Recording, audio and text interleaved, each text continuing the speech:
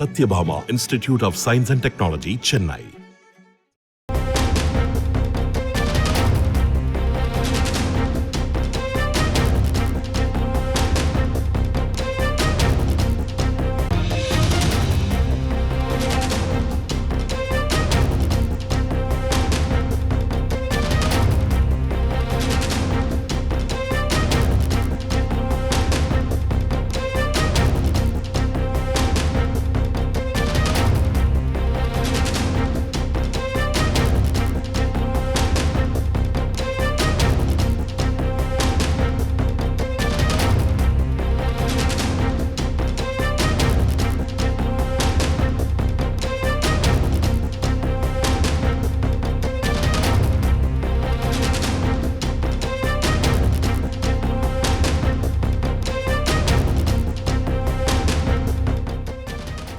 விடுதலை சிறுத்தைகள் கட்சியின் துணை பொதுச் செயலாளர் வீட்டில் அமலாக்கத்துறை சோதனை 2ஆம் நாளாக நடைபெற்று வரக்கூடிய வேளையில் மற்ற இடங்களில் இந்த சோதனையானது தற்போது நிறைவு பெற்றிருக்கிறது.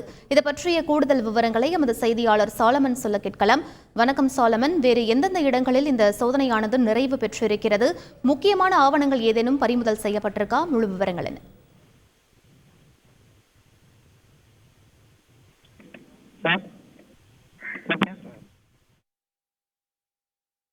பொங்கல் சிறப்பு தொகுப்பு பொருட்கள் தரமில்லாமல் இருந்ததாக எழுந்த குற்றச்சாட்டின் அடிப்படையில் கடந்த 2022ஆம் ஆண்டு நவம்பர் மாதம் அரசு ஒப்பந்தத்தில் ஈடுபட்ட அருணாச்சலம் இம்பாக்ட் நிறுவனம் உள்ளிட்ட 80க்கும் மேற்பட்ட இடங்கள்ல வருமான வரித்துறை சோதனை மேற்கொண்டனர்.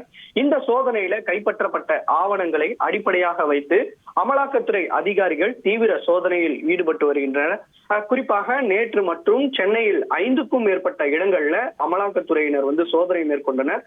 பாரிமுனையில் அருணாச்சலம் இம்பாக்ட் நிறுவனம் மற்றும் அதன் ஒப்பந்ததாரன் செல்வராஜ் மற்றும் அவரது வீடு அபிராம்புரத்தில் இருக்கக்கூடிய வீடு மற்றும் ஆதவ் அர்ஜுனா விசிகாவின் பொதுச் செயலாளர் ஆதவ் அர்ஜுனா மற்றும் அவரது வீடு மற்றும் அவரது அலுவலகம் உட்பட 5க்கும் மேற்பட்ட இடங்கள்ல அமலாக்கத்துறையினர் நேற்று சோதனை மேற்கொண்டனர்.